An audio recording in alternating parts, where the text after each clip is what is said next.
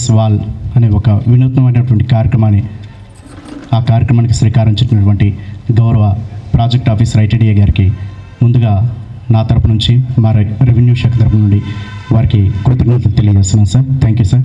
ఈ యొక్క మంచి కార్యక్రమంలో పాల్పంచుకున్నటువంటి ప్రతి ఒక్క ఐటీడీఏ సిబ్బందికి కూడా నేను ధన్యవాదాలు తెలియజేస్తున్నాను. అదేవిధంగా ఈ యొక్క కార్యక్రమంలో భాగంగా మరి పాల్పంచుకోవడానికి వచ్చినటువంటి ప్రతి ఒక్క ఇన్వైటీకి, అదేవిధంగా టీచర్స్కి, మన ముందున్నటువంటి విద్యార్థులందరికీ కూడా నేను ధన్యవాదాలు తెలియజేస్తున్నాను. నా పేరు రాఘవరెడ్డి. నేను తహసీల్దార్ మణుగూరుగా పనిచేస్తున్నాను.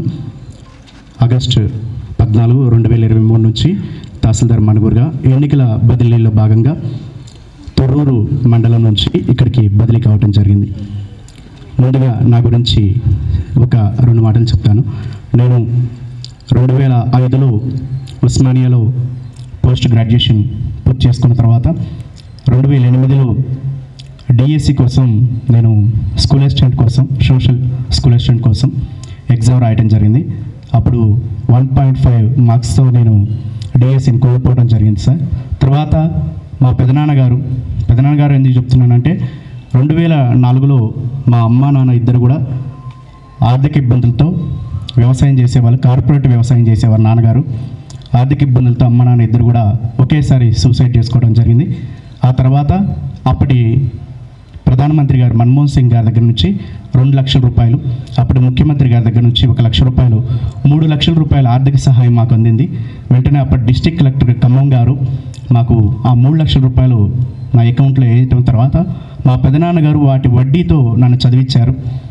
ఆ తర్వాత 2005లో ఉస్మానియాలో పీజీ పూర్తి చేసిన తర్వాత 2008లో డిఎస్సి కోల్పోయిన తర్వాత పెదనాన్నగారే ఇది నీకు మంచిది, పర్లేదు, నువ్వు గ్రూప్స్ ప్రిపేర్ కావాలి, ఖచ్చితంగా నువ్వు గ్రూప్ 1 కానీ గ్రూప్ 2 కానీ రాయాలని చెప్పేసి పెదనాన్నగారు చెప్తే హైదరాబాద్లో ఆర్సి రెడ్డి ఇన్స్టిట్యూషన్లో కోచింగ్ తీసుకొని 2009లో ఆ మూసీ నది పక్కన ఒక రూమ్ తీసుకొని, చిన్న రూము, ఆ చిన్న రూమ్లో 10 మంది, అందరూ కూడా ఫెయిల్యూర్స్, అందులో నేను ఒక ఫెయిల్యూర్ని, అందరం ఫెయిల్యూర్స్ కలిసి ఒక రూమ్ తీసుకొని ప్రిపరేషన్ ప్రారంభించామండి.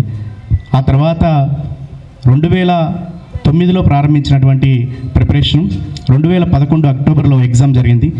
అప్పుడు నేను రిజల్ట్ 2011 అక్టోబర్లో జరిగినటువంటి ఎగ్జామ్కి 2012 జూన్లో రిజల్ట్ వచ్చిందండి. అప్పుడు స్టేట్ 7th ర్యాంకు. అప్పుడు మనకి 8 లక్షల మంది అప్లై చేశారండి. అది వచ్చేసి యునైటెడ్ ఏపీలో మన కంబైన్డ్ ఏపీ ఉన్నప్పుడు 8 లక్షల మంది అప్పుడు ప్రిపేర్ అయ్యారండి. ఆ తర్వాత చిన్నగా మరి అందరి జిల్లా కలెక్టర్లు, ఇలాంటి గౌరవ పీఓ లాంటి వారి అందరి సహకారంతో మంచి మండలాలు పనిచేసుకుంటూ వచ్చానండి. ఇది చాలా గొప్ప అవకాశం. మనందరం కూడా చాలా వరకు ఒక ఫెయిల్యూర్ని మనం చేసి అక్కడితో ఆగిపోతుంటాం. ఏమీ చదువుకున్నటువంటి మా పెదనాన్నగారు సైతం నీకు ఇది చిన్న జాబే, నీకు మంచి అవకాశం ఏమి వదిలేయి, కాబట్టి నువ్వు ఇంకా గ్రూప్స్ కానీ రాయాలి, కంపల్సరీ నువ్వు పెద్ద స్థాయికి వెళ్ళాలని పెదనాన్నగారు చెప్పారంటే మనం అందరం కూడా గమనించాల్సింది ఏంటంటే మనకు వచ్చినటువంటి ఫెయిల్యూర్ని మనం మర్చిపోవాలి. మన పిల్లలు కూడా, మన తల్లిదండ్రులు మనకి గైడెన్స్ ఇస్తూ, మళ్ళీ ఆ టీచర్లు ఎవరైనా సరే, సంఘంలో ఎవరైనా సరే అందరి గైడెన్స్ తీసుకొని మన యొక్క ఫెయిల్యూర్ని మర్చిపోయి మనం మరొక మెట్టు ఎక్కడానికి, మన విజయం ఎక్కడ ఉందో దాన్ని వెతుక్కుంటూ వెళ్ళాల్సిన అవసరం ఉంది. అంటే ఈ సందర్భంగా ఈ యొక్క మంచి కార్యక్రమంలో నాకు మరి ఈ మెమోరీని మీతో పంచుకోవడానికి అవకాశం కలిగింది. అంటే ఈ సందర్భంగా చెప్పడానికి ఉద్దేశం ఏంటంటే ఇది పోటీ ప్రపంచం. అందరం కూడా ఏమనుకుంటున్నాం, 10th క్లాస్ పిల్లలకి ఇంత చిన్న వయసులోనే కెరీర్ గైడెన్స్ గురించి ఎందుకు అని అనుకుంటున్నాం. ఇది చాలా పెద్ద పోటీ ప్రపంచం. మనం చెప్పాం 2011లోనే ఒక గ్రూప్ 2 ఎగ్జామ్ కోసం 8 లక్షల మంది అప్లై చేశారంటే ఈరోజు ఎంత కాంపిటీషన్ ఉందో మనందరికీ తెలుసు. మరి అదేవిధంగా మనకి ఇందాక భక్తులు చెప్తూ ప్రభుత్వ ఉద్యోగాలు ఎందుకు ఎక్కువగా ఇంపార్టెన్స్ ఇస్తున్నారు అంటే ఒకటి సామాజిక గుర్తింపు ఉంటుంది, అదేవిధంగా ఉద్యోగ భద్రత ఉంటుంది, అదేవిధంగా మెరుగైన జీవితం గడపడానికి అవకాశం ఉంటుంది. కానీ ఈ యొక్క ప్రభుత్వ ఉద్యోగం వరకే మన టార్గెట్ కాకూడదు. సమాజంలో ఎన్నో రంగాలు ఉన్నాయి. సేవా రంగం ఉంది, బిజినెస్ రంగం ఉంది, ఎన్నో రంగాల్లో అందరూ రాణిస్తూ ఉన్నారు. ఇక్కడ ఉన్నటువంటి డిగ్నిటీస్ అందరూ కూడా ప్రభుత్వ ఉద్యోగంలో మంచి పేరు తెచ్చుకున్న వాళ్ళని. ఇక మన పీఓ గారి గురించి చెప్పాలంటే, అంటే ఎందుకు ఈ సందర్భం చెప్పాల్సి వస్తుందంటే ప్రతి ఒక్కళ్ళు ఏదైనా చదివితే ఏమవుతావు నువ్వు అంటే టీచర్, పోలీస్ అంటున్నారు. ఒక రెవెన్యూ ఉద్యోగిగా చాలామంది చెప్పరు. ఒక తహసీల్దార్ పోస్ట్ అంటే పీఓ గారి గైడెన్స్లో నేను ఇప్పుడు పినపాక కాన్స్టిట్యున్సీకి మరి అసిస్టెంట్ ఎలక్టోరల్ రిజిస్ట్రేషన్ ఆఫీసర్గా ఉన్నా. సార్ మాకు ఎలక్టోరల్ రిజిస్ట్రేషన్ ఆఫీసర్. అదేవిధంగా 2024లో సార్ పెద్దపల్లి పార్లమెంట్ కాన్స్టిట్యున్సీలో బెల్లంపల్లి ఏసీకి సార్ ఏఆర్ఓగా ఉండి ఇటీవల ఎన్నికల్లో చాలా పండగగా ఇందాకెవరో చెప్పారు, ఏదైనా ఉద్యోగం కానీ పరీక్షలు కానీ పండగలా చేయాలని. సార్ ఎలక్షన్స్ని పండగగా నిర్వహించడం వల్ల గవర్నర్ గారు ఇటీవల వారికి అవార్డు కూడా ఇచ్చారు. అంటే ఇలా ఒక టీచర్ కానీ లేకపోతే ఒక పోలీస్ కానీ కాకుండా రెవెన్యూ అనేది ఒక శాఖ ఉంది, ప్రజలకు దగ్గరగా సేవ చేయడానికి అవకాశం ఉంది. మరి పిల్లలందరూ కూడా మన సార్ చెప్పినట్టుగా గతంలో ఏదో టీచర్ అవ్వాలనో లేకపోతే కాకుండా దశల్లో 10th క్లాస్లో ఒక ఆలోచన ఉంటుంది, ఇంటర్మీడియట్లో ఒక ఆలోచన ఉంటుంది. ఆ ఆలోచన డిగ్రీకి వచ్చిన తర్వాత మారచ్చు, పోస్ట్ గ్రాడ్యుయేషన్కి వచ్చిన తర్వాత మారచ్చు. అలా ఏ దశలో మారినా సరే మన ఆలోచనని మనం ఖచ్చితంగా సరే ఆ లక్ష్యాన్ని ఖచ్చితంగా స్థిరత్వంగా ఏర్పాటు చేసుకోవాలి. ఎలా అంటే మనకి ఒక గమ్యం ఉంటుంది ప్రయాణంలో, గమ్యం లేని ప్రయాణం ఎలాంటిదో లక్ష్యం లేని జీవితం కూడా అలాంటిది. కాబట్టి సార్ అదే చెప్తున్నారు, ఇంత చిన్న వయసులో పిల్లలకి ఈ యొక్క కెరీర్ గైడెన్స్ మీద ఎందుకు అవగాహన అవసరం అంటే సార్ దృష్టిలో అర్థమైంది ఏంటంటే ఇది పెద్ద పోటీ ప్రపంచం. చాలా పోటీ ప్రపంచంలో ముందుకెళ్తున్నటువంటి ఈ యొక్క పరిస్థితులను గమనించి ఇంగ్లీష్ మీడియంలో సరే పిల్లల్ని ముందుకు తీసుకెళ్ళాలి, గిరిజన ఆశ్రమ పాఠశాలలో రెసిడెన్షియల్ పాఠశాలలో విద్యకు ఎక్కువగా ప్రాధాన్యత ఇవ్వాలని ముందుకు తీసుకెళ్లాలని ఈ స్థాయి నుండే మన ఇంటి బేస్ని ఎలాగైతే స్ట్రాంగ్గా నిర్మించుకుంటామో మరి 10వ తరగతి కూడా పిల్లలు స్ట్రాంగ్గా వాళ్ళ మనసులో ఒక లక్ష్యాన్ని ఏర్పాటు చేసుకోవాల్సిన అవసరం ఉందని ఈ కార్యక్రమాన్ని ఉద్దేశించి సార్ ఈ యొక్క కార్యక్రమాన్ని తీసుకొచ్చారు. అదేవిధంగా మణుగూరులో కూడా సార్ ఉద్దీపనం అనే కార్యక్రమానికి సంబంధించి పుస్తకావిష్కరణ చేశారు. అటువంటి పిల్లలకు ఉపయోగపడేటువంటి గైడ్ ఇంతవరకు ఏ ఐటీడీఏలో కూడా రాలేదు.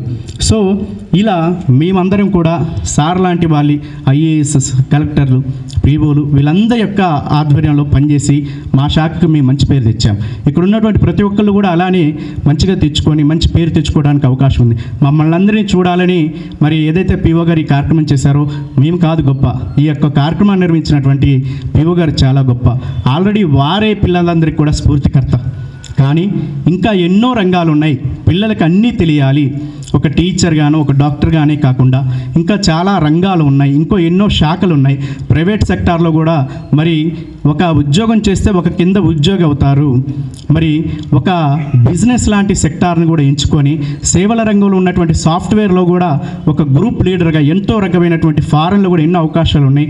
అలా ఎంతోమందికి ఉపాధి కల్పించే స్థాయిలో కూడా ఉండాలి. అలాంటివన్నిటిని కూడా పరిచయం చేస్తూ ఈరోజు మనకి కెరీర్ గైడెన్స్ వాళ్ళు కూడా మనకి చెప్పడం జరిగింది. అందులో భాగంగా నేను సెలెక్ట్ అయినటువంటి గ్రూప్ 2కి సంబంధించి మరి అప్పుడు ఉన్నటువంటి పేపర్స్ 3 పేపర్స్ ఉండేది, కానీ ఇప్పుడు 600 మార్కులతో 4 పేపర్లు ఉన్నాయి. ఈ 4 పేపర్లలో ఒక్కొక్క పేపర్కి 150 మార్క్స్ ఉంటున్నాయి. అన్నీ కూడా ఆబ్జెక్టివ్ టైప్లోనే ఉంటుంది. సో గ్రూప్ 1 వచ్చేసి డిస్క్రిప్టివ్ టైప్లో ఉంటే గ్రూప్ 2 వచ్చేసి ఆబ్జెక్టివ్ టైప్లో ఉంటుంది. ఇలా గ్రూప్ 2కి సంబంధించినటువంటి ప్రధానంగా సిలబస్ని మంచిగా చదువుకొని ఏదైతే మనకి 70% వెయిటేజ్ ఆర్ట్స్కి ఉంది, సోషల్ అని చెప్పేసి సార్ ఇప్పుడు అలానే ఎవరైనా సరే చాలా తేలికగా అర్థం చేసుకోగలిగే విధంగా ఈ యొక్క అకాడమీ బుక్స్ని చదువుకుంటూ సిలబస్ని ముందుకు తీసుకెళ్తూ ఎన్నో రకాలుగా ఇప్పుడు అదివరకంటే మనకి బుక్స్ మాత్రమే గ్రంథాలయాల్లో మాత్రమే అవకాశం ఉండేది. ఈరోజు మరి టెలిగ్రామ్లో ఎన్నో యాప్లు ఉన్నాయి. మనకి సంబంధించి టీఎస్పీఎస్సీ వాళ్ళు కొన్ని యాప్స్ ఇచ్చారు.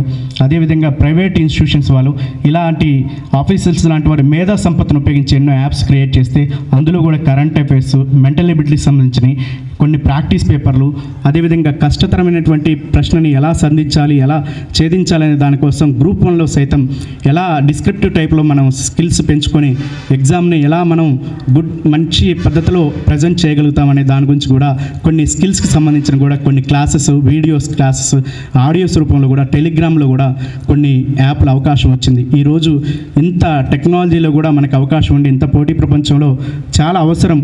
ఎందుకు ఇలాంటి ప్రోగ్రామ్స్ ఇంకా చాలా అవసరం. ఇది చిన్నదే, ఇంకా చాలా చాలా అవసరం ఉన్నాయి. కాబట్టి మనకు కావాల్సింది ఏంటంటే మనకు సార్ చెప్పినట్టుగా ఫెయిల్యూర్ అనేది మర్చిపోవాలి. మనం ఎక్కడ లాస్ అవుతున్నామో ఆ లాస్ని మర్చిపోయి దాన్ని ముందుకు ఎలా వెళ్ళాలి అనే ఒక తపనతో ఒక మరి ప్రేరణ కావాలి. ఆ ప్రేరణ ఒక కార్యక్రమంగా తీసుకొని పిల్లలకు అందించాలి. ఈ యొక్క కార్యక్రమాన్ని ఈ స్కూల్తోనే కాకుండా ఉమ్మడి ఖమ్మం జిల్లాలో ఉన్నటువంటి ఆశ్రమ పాఠశాలలు, అదేవిధంగా రెసిడెన్షియల్ అదేవిధంగా గురుకులాలు అన్నింటిలో కూడా తీసుకువెళ్ళాలని చెప్తున్నారు సార్. అదేవిధంగా సార్ ఈ యొక్క అవకాశం ఇచ్చారు సార్, చాలా గొప్ప అవకాశం. అందుకు నేను ముందుగా మీకు కృతజ్ఞతలు తెలియజేస్తున్నాను సార్. అదేవిధంగా మా తరపు నుంచి కూడా మీరు చెప్పారు సార్, మా మండలాల్లో కూడా మా నేతృత్వంలో మా యొక్క టీమ్స్ అన్నింటిని పెట్టుకొని ఈ యొక్క కెరీర్ గైడెన్స్ వాళ్ళకి సంబంధించి ఏ ఎగ్జామ్ ఎలా ప్రిపేర్ అవ్వాలి, ఎలా ఎందుకు ముందుకు తీసుకెళ్ళాలి, పిల్లలకి ఎక్కడ ఏ పేపర్ మీద ఇంట్రెస్ట్ ఉంది, ఏ సబ్జెక్ట్ మీద ఇంట్రెస్ట్ ఉంది, ఎలా వెళ్తే వాళ్ళు మంచి మార్కులు సాధిస్తారు 10th కానీ, లేకపోతే 10th తర్వాత ఇంటర్మీడియట్లో కానీ, ఇంటర్మీడియట్ మీద ఎటువంటి డిప్లొమాస్ ఉన్నాయి, తర్వాత డిగ్రీ మీద ఎటువంటి అవకాశాలు ఉన్నాయి, యూపీఎస్సీ నుండి ఎస్ఎస్సి గ్రూప్స్, ఇలా ప్రతి ఒక్క అంశంలో కూడా ప్రతి ఒక్క శాఖలో కూడా వాళ్ళ అభిరుచి తగ్గట్టుగా వాళ్ళు ఏ ఎగ్జామ్ ప్రిపేర్ అయితే మరి ఎలా ఉద్యోగాన్ని సాధిస్తారనే దాని విషయంలో మీకు మా యొక్క మండల టీమ్స్ అందరం కూడా మేము కలిసికట్టుగా పనిచేసి పిల్లలందరికీ కూడా గైడెన్స్ ఇచ్చేదానికి కూడా మేము కృషి చేస్తామని తెలియజేస్తున్నాం సార్. సరే, ఈ యొక్క మంచి కార్యక్రమాలు పాల్పంచుకునే విధంగా నాకు అవకాశం ఇచ్చిన మీ యొక్క మంచి మనసుకు కృతజ్ఞతలు సార్. నమస్కారం సార్.